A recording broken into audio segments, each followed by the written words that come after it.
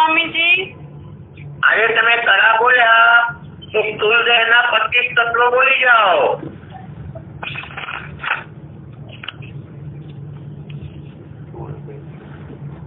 આકાશ બોલો બોલો.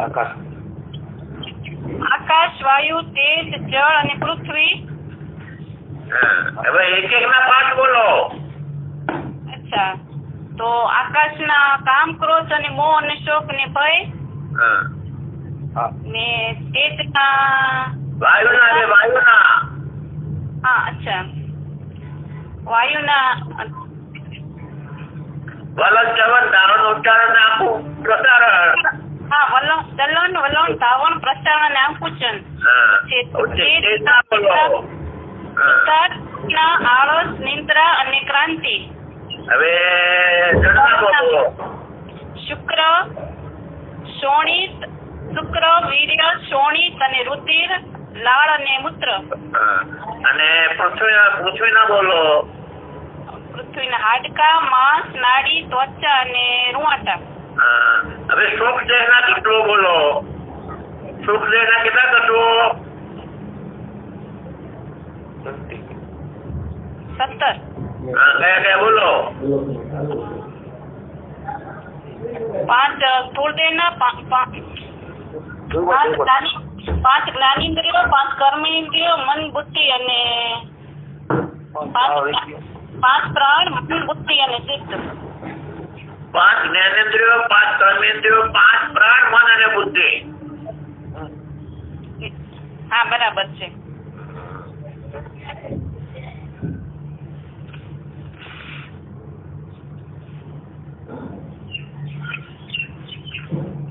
હવે રંજનબેન,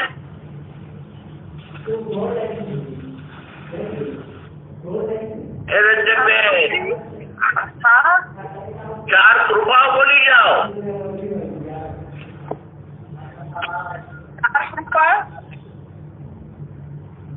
4 કૃપા. ઈશ્વર કૃપા, વેદ કૃપા, ગુરુ કૃપા અને મનની કૃપા. ઈશ્વર કૃપા કોને કહેવાય? મનુષ્યનો જન્મ મળ્યો અને ચિંતા વગરનું આજીવન વાળું સાધન મળ્યું અને આપણને પૂર્વના નિષ્કામ કર્મથી વેદાંતના શાસ્ત્ર સમજનાર ગુરુ મળ્યા. એને ઈશ્વર કૃપા કહેવાય. વેદ કૃપા શાસ્ત્રના અર્થમાં સમજવાની બુદ્ધિ આપી. ગુરુ કૃપા આપણને આત્મા અને બ્રહ્મની એકતા સમજવા માટે અનુભવ, યુક્તિ અને શાસ્ત્રના પ્રમાણ સાથે સમજાવે તે. અને મનની કૃપા આપણને સાધન ચતુષ્ટ થઈ આના માટે શ્રવણ અને મનન કરીએ તે. હવે ઓલા ચંદ્રિકા નવા ચંદ્રિકા બેન નથી? નવા જ બોલે છે. હા સ્વામીજી. હા સ્વામીજી. તો વિચાર શાનો કરવાનો? હા શું સ્વામીજી ફરીથી બોલો? વિચાર શાનો કરવાનો? આત્મા અને અનાત્માનો યથાર્થ વિચાર કરવાનો. વિચાર શાનો કરવાનો? વિચાર કઈ કઈ વસ્તુનો વિચાર કરવાનો? અને બ્રહ્મ કોણ છે ને પ્રપંચ શું છે? તેનો જવાબ શું? એનો એટલે પ્રપંચ નો કે ત્રણનો જવાબ શું? હું અને બ્રહ્મ એક છીએ અને પ્રપંચ મિથ્યા છે. પ્રપંચ કોને કહેવાય?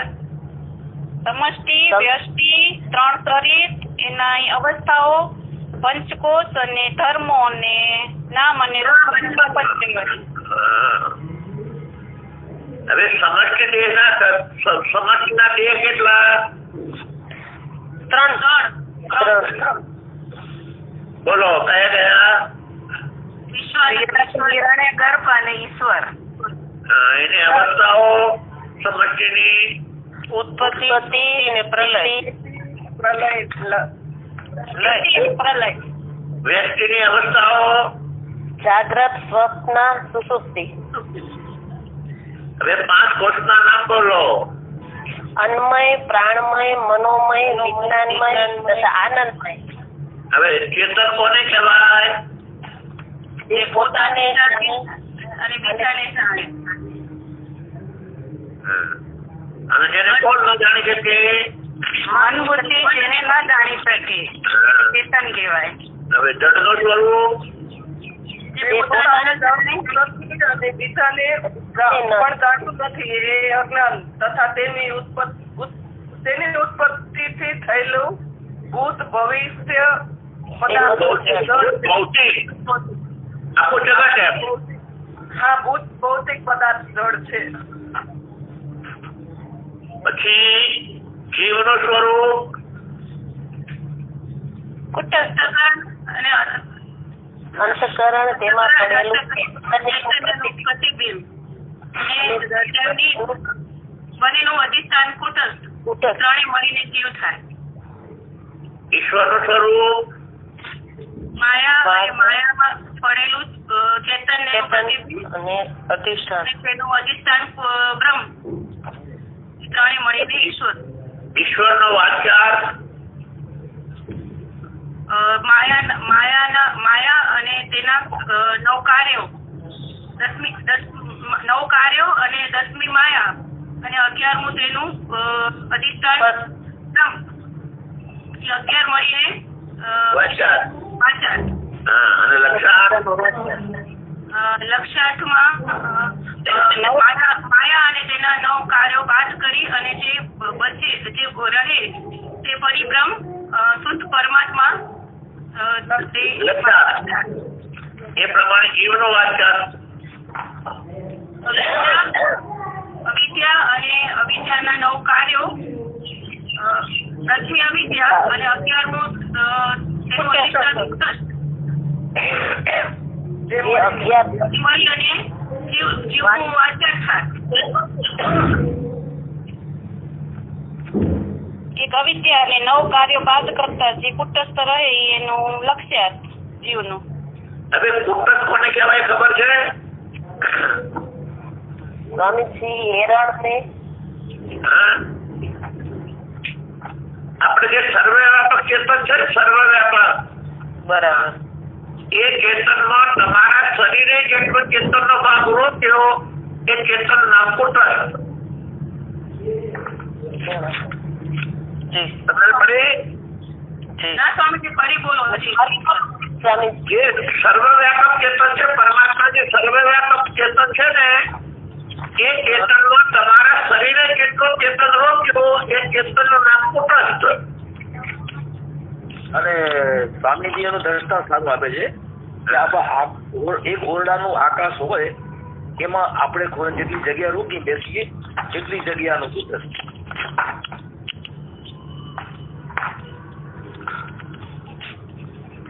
સ્વામીજી આ રાત્રે આપણે જે તમે જે વિડીયો રેકોર્ડિંગ મેં રેકોર્ડિંગ કર્યું હતું ને તમે ફોન ઉપર, હવે પછી આપણે જે મોકલાયો હતો ને એનું પરિણામ છે આ. હા, સારું સારું છે પરિણામ. સ્વામીજી હા, આ તો ગુરુજી ને મોજવી નાખી બધી બહેનો તૈયાર થઈ ગઈ. હા, તૈયાર થઈ ગઈ છે. હા, બરાબર નથી. આમાં ક્યાં એક કોઈનો એક માર્ક્સ કમાયું નથી.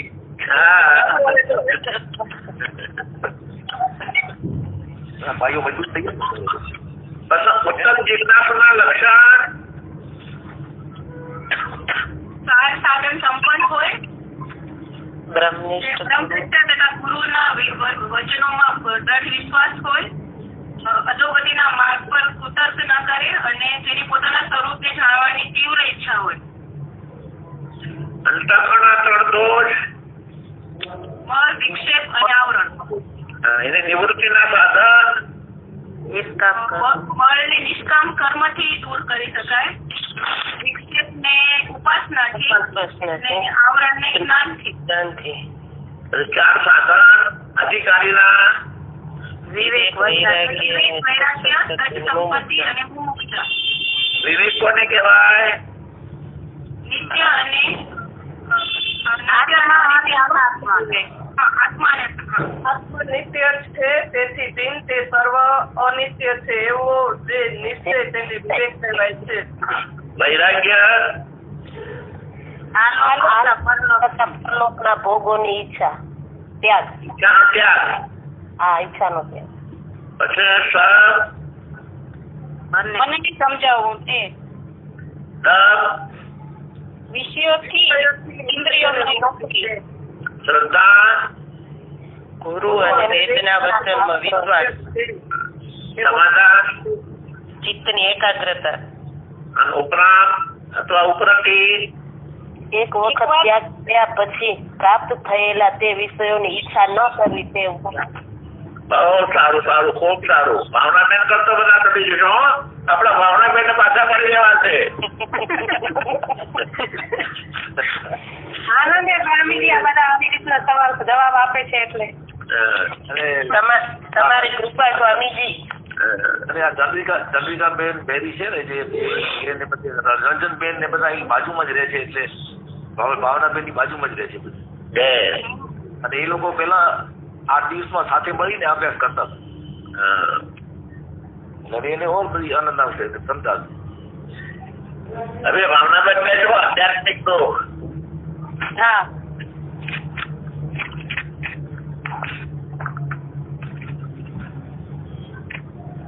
પેજ નંબર 25 આધ્યાત્મિક દુઃખ.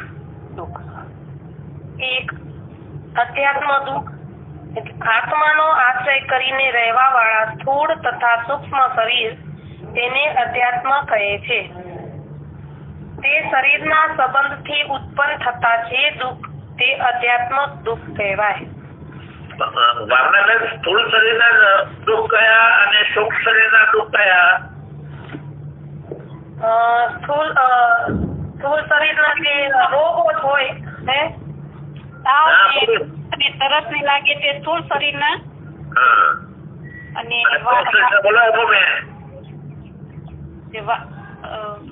વાઘ ને ચિત્તા ને પરિવાર ના થાય એને ભૌતિક છે. સૂક્ષ્મ શરીરના મનથી જે સુખ દુઃખ વગેરે થાય ને મનથી શું થાય? બોલો ભાવના દુઃખ. મનથી જે સુખ દુઃખ ચિંતા વગેરે થાય તે. અરે ભાવનાબેન કામ ક્રોધાધિક છે એનું દુઃખ. હા, કામ ક્રોધાધિક.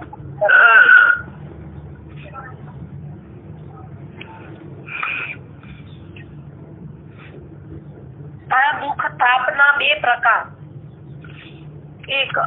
એક આદિ માનસિક ચિંતાથી થતા દુઃખ સૂક્ષ્મ શરીરમાં થાય, અને વ્યાધિ તાવ આદિ રોગથી થતા દુઃખ સ્થૂળ શરીરમાં થાય. 2 અધિભૂત દુઃખ પોતાના શરીરથી ભિન્ન પણ ચક્ષુ આદિ ઇન્દ્રિયોથી જાણી શકાય તેવા કારણથી થતા દુઃખ, જેવા કે ચોર, વ્યાઘ્ર, સ્ત્રી, પુત્રાદિ થતા દુઃખ. આજે ભૌતિકમાં આપણાથી જુદા હોય અને આમથી જોડે આપણે જોઈ શકીએ અને આપણને દુઃખ આપે એવું સાપ, વીંછી, ચોર, દુશ્મન, આપણા શરીરના સંબંધીઓ એ બધા આજે ભૌતિક દુઃખો. 3 અધિદેવ દુઃખ પોતાના શરીરથી ભિન્ન પણ ચક્ષુ આદિ ઇન્દ્રિયોથી ન જોઈ શકાય તેવા કારણોથી થતા દુઃખ, જેવા કે દૈવકોપ, અતિવૃષ્ટિ, અનાવૃષ્ટિ, ભૂકંપ આદિથી થતા દુઃખ. એને આપણે આમ જોઈ ન શકીએ દુઃખ આપે. અત્યારે જે કોરોના થાય એ અધિદૈવિક દુઃખ.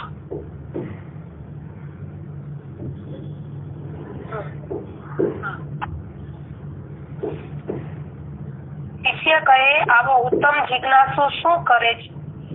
ગુરુ કહે, આવો વિવેક ને પ્રાપ્ત થયેલો બુદ્ધિમાન શિષ્ય સદગુરુની શરણે જઈ તેમના ચરણ કમળમાં સાષ્ટાંગ નમસ્કાર કરી 2 હાથ જોડી વિનયપૂર્વક પ્રશ્ન પૂછે, હે ગુરુદેવ, બંધ શું, મોક્ષ શું, જીવ કોને કહીએ, ઈશ્વરનું સ્વરૂપ, આત્મા અને પરમાત્માનું સ્વરૂપ શું, તે બંનેની એકતા કેમ કરી સમજાય વગેરે તથા તે પ્રશ્નોના વેદ સંમત ખુલાસા જે ગુરુએ કૃપા કરી આપ્યા હોય તેનું વારંવાર મનન કરી હું બ્રહ્મ છું એવો અપરોક્ષ અનુભવ કરે.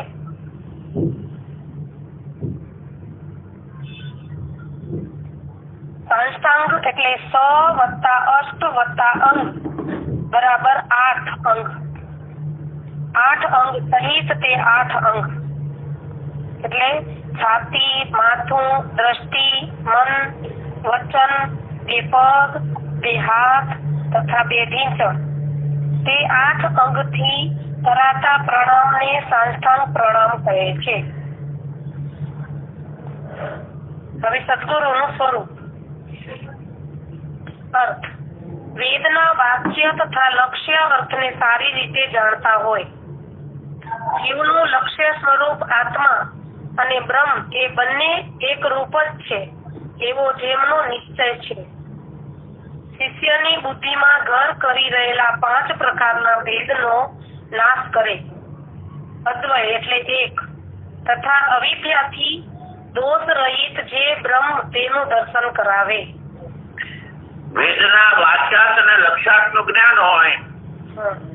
જીવનું લક્ષ્ય સ્વરૂપ આત્મા અને બ્રહ્મ બંને એક કેવો જેનો નિશ્ચય હોય અને શિષ્યની બુદ્ધિમાં જે 5 પ્રકારના ભેદ ઘર કરી ગયા હોય ને એનો નાશ કરે અને અવિદ્યાના દોષ રહી જે બ્રહ્મ તેનું દર્શન કરાવે. ગુરુ આવો હોવો જોઈએ.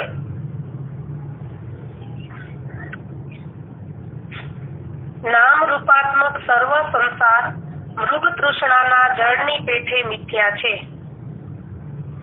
એવો વારંવાર ઉપદેશ યુક્તિ સહિત શ્રવણ કરાવે. શિષ્યને સંસારાત્મક બુદ્ધિ થાય એવો લગાર પણ ઉપદેશ ન કરે.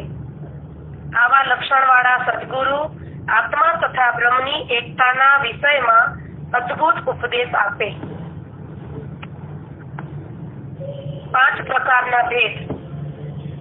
જીવ 5 પ્રકારના ભેદ એમાં એક જીવ ઈશનો ભેદ કલ્પિત છે.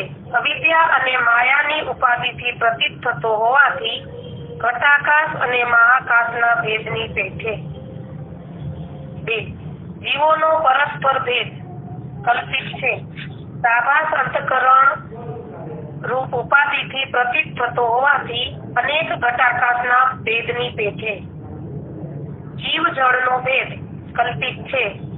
સાભાસ અંતકરણ અને નિરાભાસ નામ રૂપ ઉપાધિને લીધે પ્રતીત થતો હોવાથી સ્વપ્નના અનેક ચર અચર પદાર્થોની પેઠે. ઈશ જળનો ભેદ કલ્પિત છે.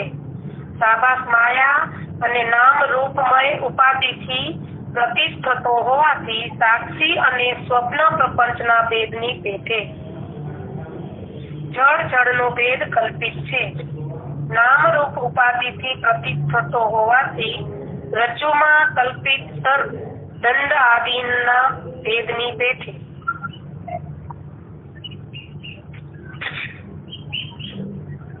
જો જીવ અને ઈશ્વર નો ભેદ આપણે પાછળ ભણી ગયા કાલે. જીવને ઉપાધિ માયા અને જે અવિદ્યા અને ઈશ્વરની ઉપાધિ માયા એ બંને ઉપાધિથી જીવ ઈશ્વરનો ભેદ છે ને ઉપાધિ કલ્પિત છે માટે જીવ અને ઈશ્વર કલ્પિત. જીવોનો પરસ્પર સાભાસ અંતઃકરણ એ પણ કલ્પિત છે અને ઘટાકાશ. જીવ અને જળનો ભેદ. જીવમાં સાભાસ અંતઃકરણ છે અને જળમાં નિરાભાસ નામરૂપ છે. એ સ્વપ્નના અનેક ચરાચર પદાર્થોની માફક. ઈશ્વરને જળનો ભેદ સાભાસ માયા અને નામરૂપ ઉપાધિની પ્રતીત થાય છે.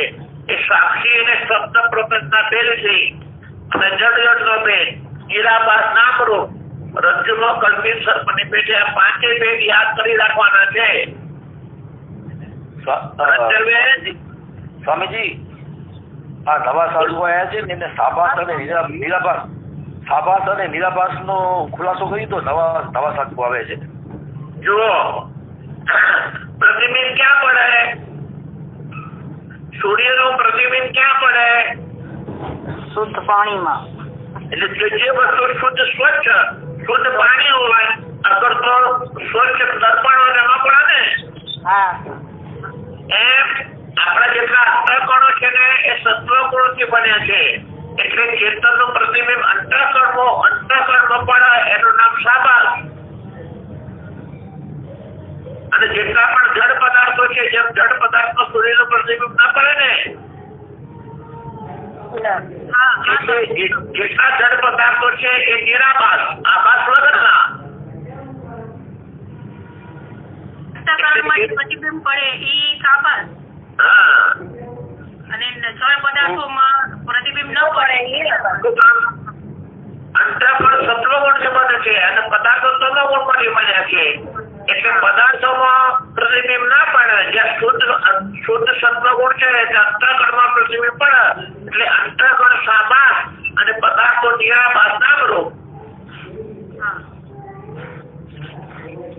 જી સર.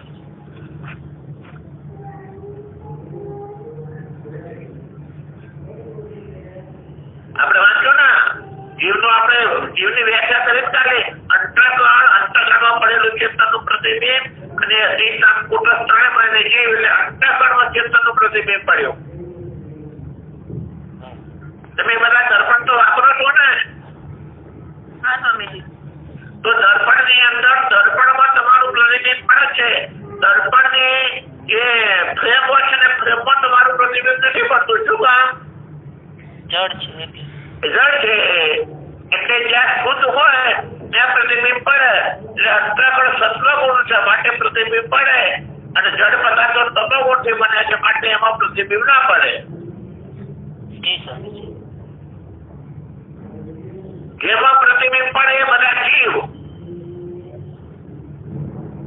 અને દરેક જીવમાં અંતઃકરણ હોય.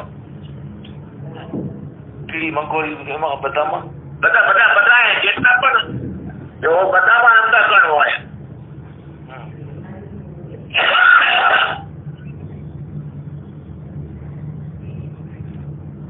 પાંચમો ભાવનાબેન. હા. આ 5 પ્રકારના અનુમાન પંચભેદના ખંડનમાં યુક્તિઓ છે. ઓમ તત્સત. શ્રી વેદાંત માર્ગદર્શનીમાં પ્રપંચ વિશે નામનો પહેલો વિશ્રામ સમાપ્ત. જુઓ આજે એટલું આવ્યું કે પહેલા 3 દુઃખો આવ્યા. અધ્યાત્મ દુઃખ, આદિ ભૌતિક દુઃખ, આદિ દૈવિક દુઃખ. આ શરીરને થતા જે દુઃખો છે ભૂખ, તરસ, રોગ અને સુખ શરીરના આદિ ઔચિકતાઓ એ આદિ અધ્યાત્મ દુઃખ. આદિ ભૌતિક આપણાથી જુદા હોય, આપણે જેને જોઈ શકીએ દુઃખ આપે એના આદિ ભૌતિક દુઃખ.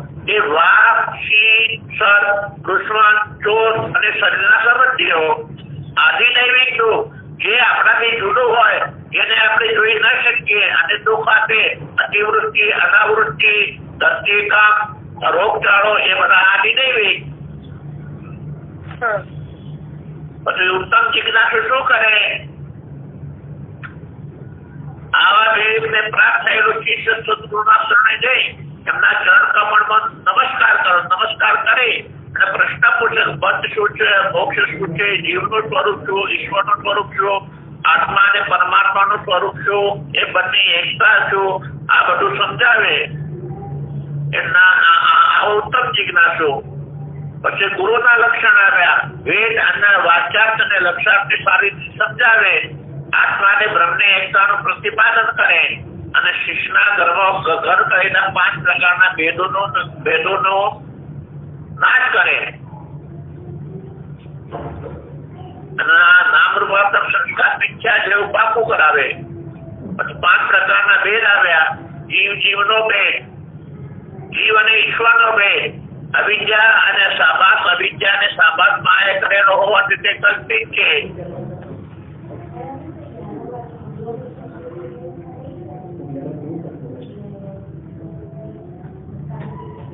જીવ અને જળનો ભેદ, સાબાસ અંતઃકરણ, નિરાભાસ નામરૂપ, સ્વપ્નના પદાર્થોની માફક જળ પદાર્થ.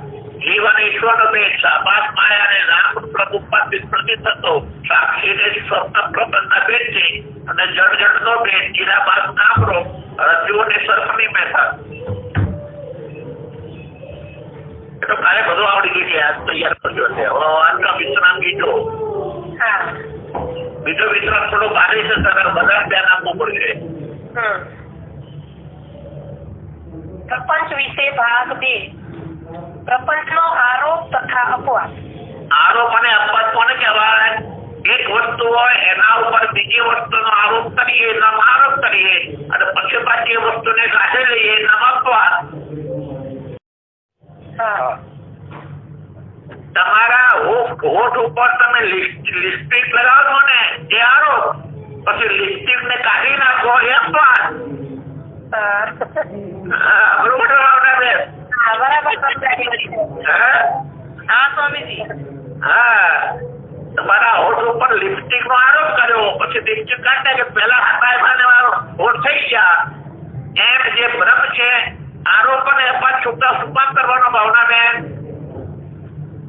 આરોપ અને અપવાદ. આરોપ એટલે કરવાનો કે એનાથી આરોપથી બ્રહ્મનું સ્વરૂપ બરાબર રીતે સમજી શકાય. હા, જે ભ્રમ છે ને મન વાણીનો વિષય નથી.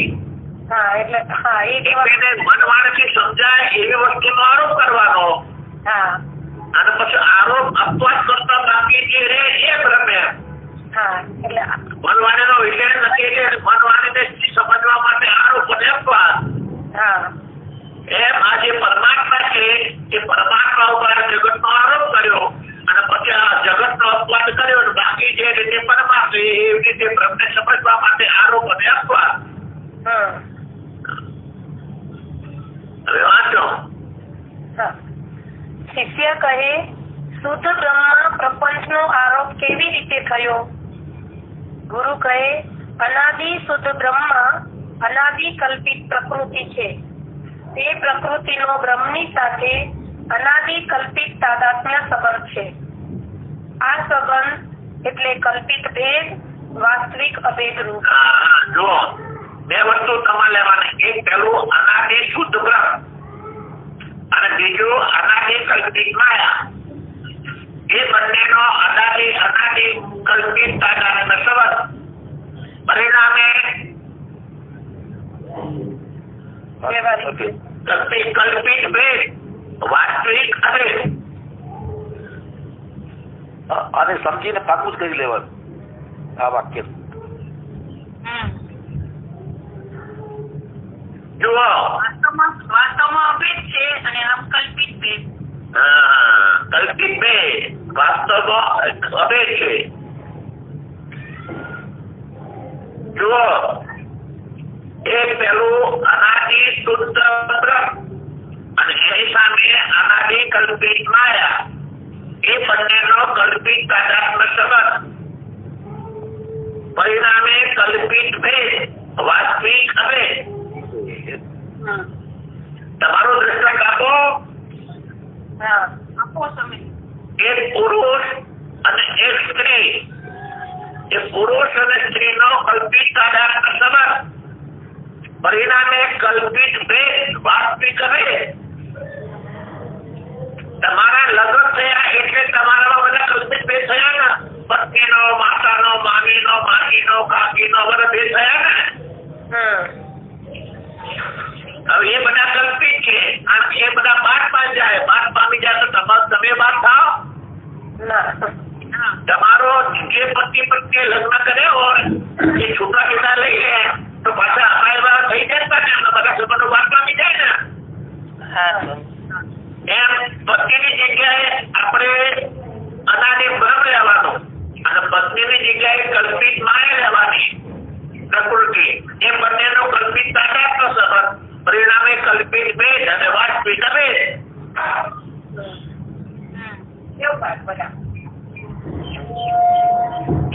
બરોબર ને?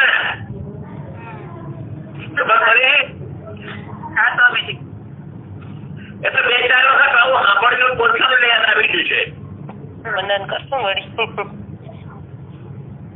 બે વસ્તુ લેવાની આપણે. એક બ્રહ્મ અને એક પ્રકૃતિ. એટલે બ્રહ્મ શુદ્ધ અને પ્રકૃતિ કલ્પિત અને એ બંનેનો કલ્પિત તાદાત્મ્ય સંબંધ અને પરિણામમાં કલ્પિત ભેદ, વાસ્તવિક અભેદ.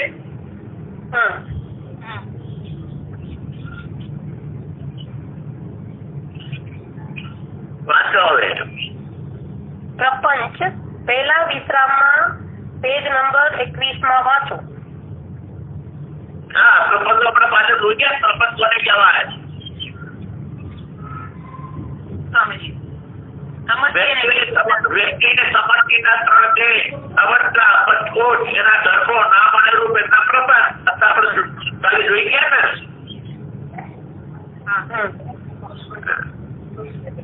આ રૂપ બ્રહ્મરૂપ વસ્તુમાં અજ્ઞાન અને તેના કાર્યરૂપ અવસ્તુનું કથન એને અધ્યારોપ પણ કહે છે. વેદાંત મત પ્રમાણે અનાદિ વસ્તુઓ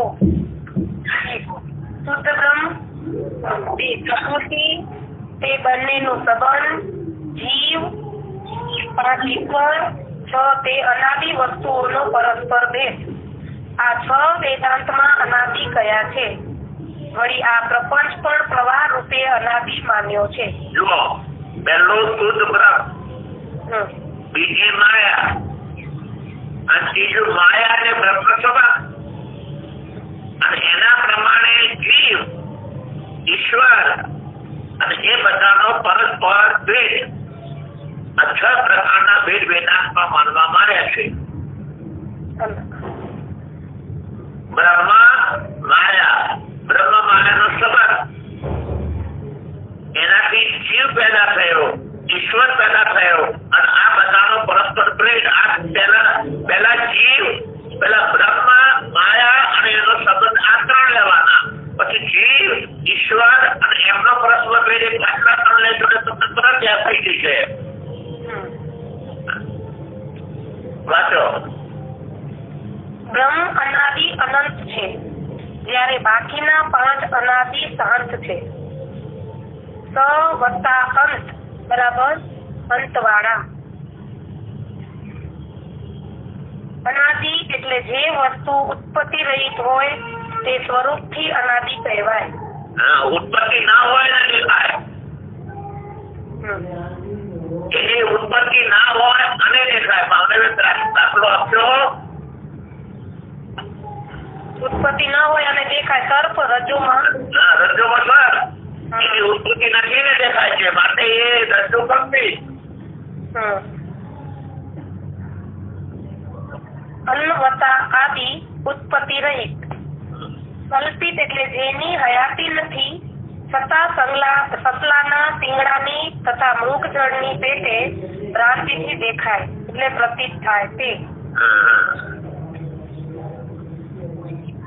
અનાદિ બ્રહ્મ અનાદિ છે, કારણ કે તે બ્રહ્મ અવિદ્યાનું અધિષ્ઠાન છે. તેથી તે બ્રહ્મની ઉત્પત્તિ અવિદ્યા એટલે મૂળ પ્રકૃતિથી સંભવે નહીં. વળી પ્રકૃતિ, શુદ્ધ બ્રહ્મ અને પ્રકૃતિનો સંબંધ, ઈશ્વર તથા જીવ આદિની સિદ્ધિ તો બ્રહ્મ વિના બની શકતી નથી. માટે બ્રહ્મ અનાદિ છે. હવે બ્રહ્મ અનાદિ શું કામ? અનાદિ એટલે જન્મ વગરનો. પરમાત્માનો જન્મ શું કામ નથી થયો એનું કારણ બતાવ્યું. તો આપણી પાસે 2 વસ્તુઓ છે, એક બ્રહ્મ છે અને એક માયા છે, અને ત્રીજો જીવ ઈશ્વર છે. તો માયાથી બ્રહ્મની ઉત્પત્તિ ના થઈ શકે. શું કામ? અવિદ્યાનો અધિષ્ઠાન બ્રહ્મ છે, એટલે અધ્યસ્ત અધિષ્ઠાનને પેદા ના કરી શકે, પુત્ર પિતાને પેદા ના કરી શકે. અને જીવ અને ઈશ્વર અને પ્રકૃતિનો સંબંધ તો બ્રહ્મથી બનેલો છે, માટે જીવ, ઈશ્વર અને પ્રકૃતિનો સંબંધ પણ બ્રહ્મને પેદા ના કરી શકે.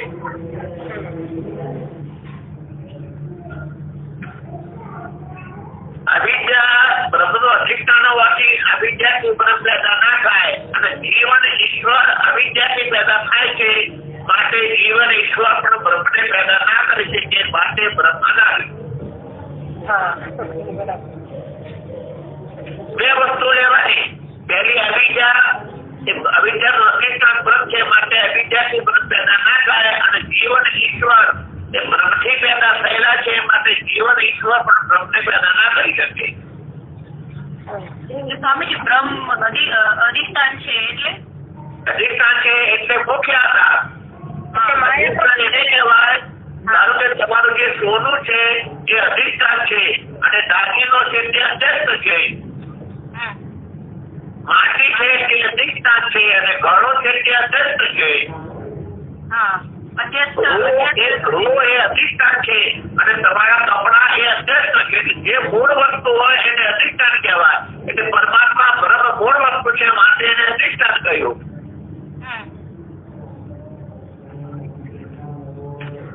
આ જેઠા બાપા છે, જેઠા બાપા પોતરો છે. હું નામ ભૂલી ગયો. એ જયારે નાનો હતો ને ત્યારે જેઠા બાપા એના બધા લગ્નમાં જેઠા લગ્નમાં જાય એના પુત્ર જેઠા બાપા હારે લઈ જાય.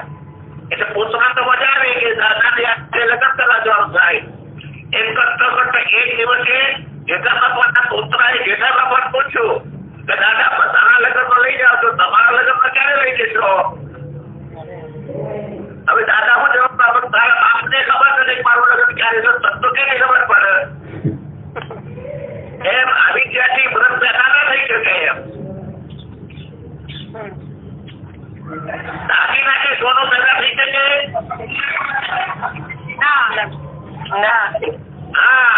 જો દાગીનાથી સોનું પેદા થઈ શકે તો અવિદ્યાથી બ્રહ્મ પેદા થઈ શકે. જે સોનું છે એ બ્રહ્મ છે અને દાગીનો છે એ અવિદ્યા છે. એટલે અવિદ્યાનો અધિષ્ઠાન બ્રહ્મ છે એટલે અવિદ્યાથી બ્રહ્મ પેદા ના થઈ શકે. એટલે અનાદિ છે.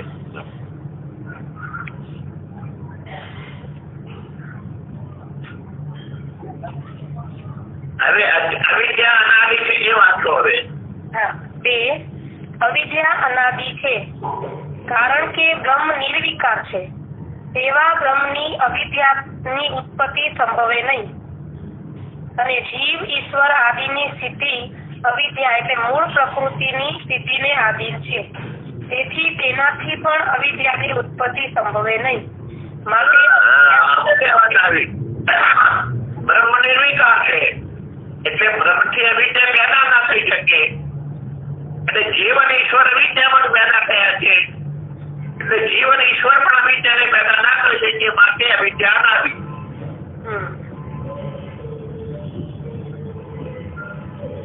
બરોબર ને? સમજણ પડે ને સ્વામીજી? બ્રહ્મ નું સમજાયું, જીવ અને ઈશ્વર બંને અવિદ્યા. સ્વામી તેથી એક વખત કહો ને. જો જે બ્રહ્મ છે એ અવિદ્યાનું અધિષ્ઠાન છે માટે અવિદ્યાથી બ્રહ્મ પેદા ના થઈ શકે. અને જીવ અને ઈશ્વર બ્રહ્મ અને માયા બંનેના માયા ત્યારે જીવ અને ઈશ્વર પેદા થયા માટે જીવ અને ઈશ્વર પણ બ્રહ્મને પેદા ના કરી શકે. માટે બ્રહ્મ અનાદિ. હવે અવિદ્યા અનાદિ. અવિદ્યા એટલે અનાદિ છે કે બ્રહ્મ નિર્વિકાર છે. બ્રહ્મથી જો અવિદ્યા તો બ્રહ્મ વિકારી થઈ જાય. બ્રહ્મ નિર્વિકાર છે માટે બ્રહ્મથી અવિદ્યા પેદા થાય નહીં. અને જીવ અને ઈશ્વર અવિદ્યાથી પેદા થયેલા છે એટલે જીવ અને ઈશ્વર પણ અવિદ્યાથી પેદા ના કરી શકે. માટે અવિદ્યા અનાદિ. ઈશ્વર પણ એના અવિદ્યાથી પેદા થયા છે. તો જીવ અને ઈશ્વર અવિદ્યાથી પેદા થયા એટલે જીવ અને ઈશ્વર પણ અવિદ્યાને પેદા ના કરી શકે ને. પુત્ર પિતા ના પેદા કરી શકે ને.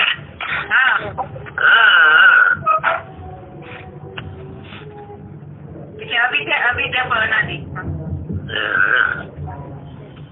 હવે એમ કરો ભાવનાબેન, 3000 ના ટૂંકો કયા કયા? કાલે આવશે. અધ્યાત્મ આદિદેવ. અધ્યાત્મ નું કોને કહેવાય? જે આપણા શરીરથી થતા જે રોગ દુઃખો હોય તે સ્થૂળ અને સૂક્ષ્મ. સ્થૂળ અને સૂક્ષ્મ થી થતા જે રોગો દુઃખો હોય તેને અધ્યાત્મ દુઃખ કહેવાય.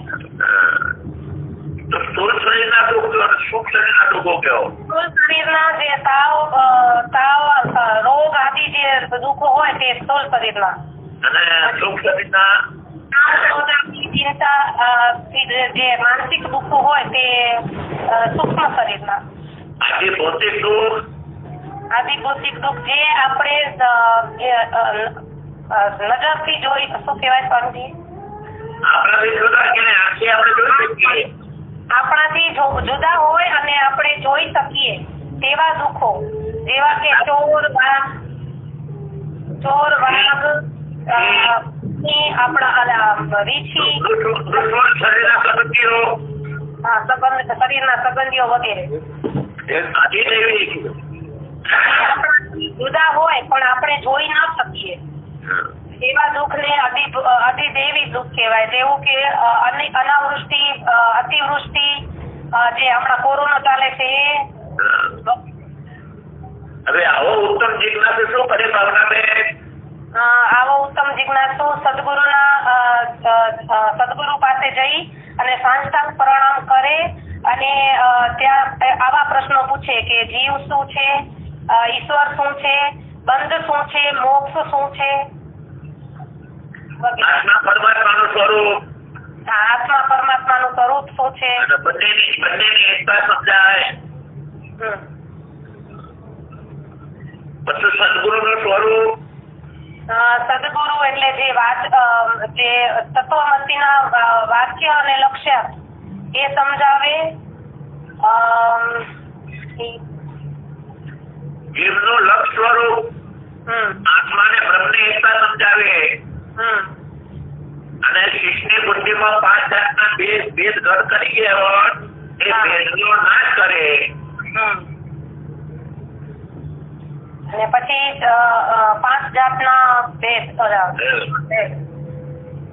જીવ ઈશ્વરનો ભેદ, જીવ જીવનો ભેદ. પેલા જીવ ઈશ્વરનો ભેદ કહી અને એને કહી દો કે કલ્પિત કઈ રીતે માયા ને અવિદ્યાએ કર્યો છે, માતે કલ્પિત છે, ઘટાકાય મહાકલ્પિત છે. પછી જીવનો પરસ્પર ભેદ એ સાબાસ અંતકરણ ના ભેદો છે. એ કલ્પિત છે, ઘટાકાય પેટે. હા. અને જીવ જળ ઈશ્વરનો ભેદ, જે જીવ ઈશ્વરનો ભેદ. જીવ જળનો ભેદ. હા, જીવ જળનો ભેદ. તો જે સાબાસ અંતકરણ અને નામરૂપ હીરાબાદ નામરૂપ સ્વપ્નના અનેક સરસ પદાર્થોની પેટે. હવે ઈશ્વર અને જળનો ભેદ. ઈશ્વર અને સાબાસ માયા અને નામરૂપ નિરાભાસ નામરૂપ સાક્ષી અને સ્વપ્નની પેટે. હા. જળનો ભેદ.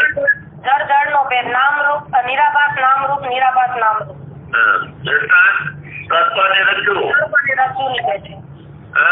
શુદ્ધ બ્રહ્મ પ્રપંચનો અર્થ કેવી રીતે થયો?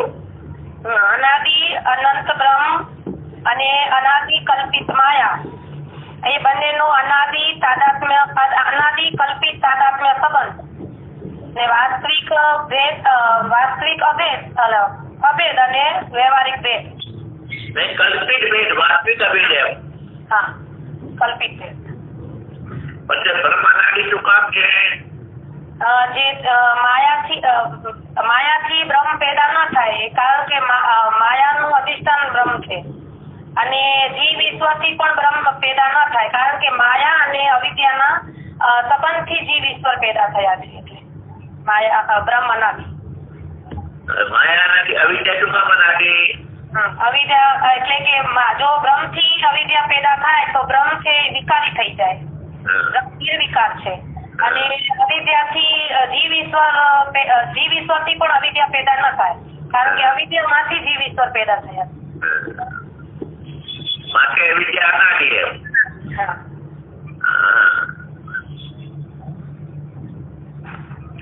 હવે બોલો સચ્ચિદાનંદ.